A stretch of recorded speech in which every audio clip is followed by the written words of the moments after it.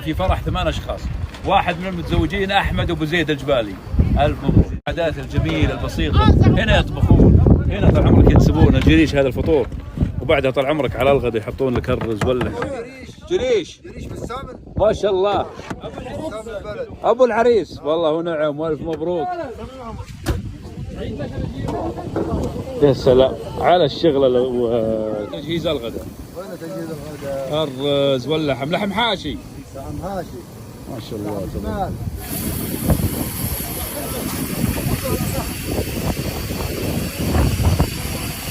الثاني سليمان ابو موسى على البركه، الله يوفقنا وياك. يحتاج يعرف على نفسه، يحط التيشيرت يعرف. انا اخو العريس. أيوة. يحق لك يا عم. اقول لك 8. ايوه انت اخو مين من ال8؟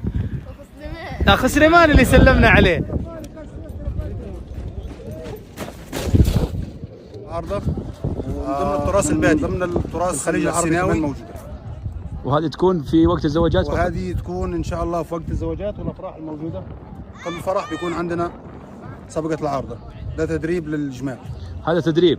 هذا تدريب للجمال للسباقات القويه الكبرى. ما شاء الله تبارك الله.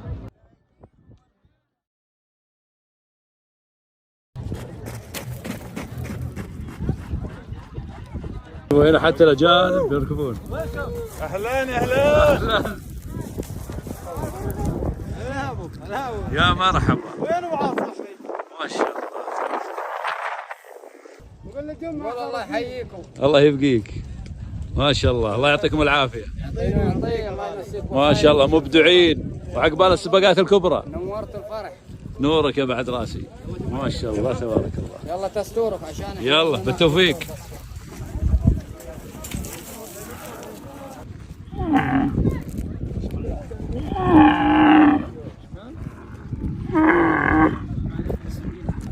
ابو صبيح يلا حيو. ابو صبيح تبي نسابق.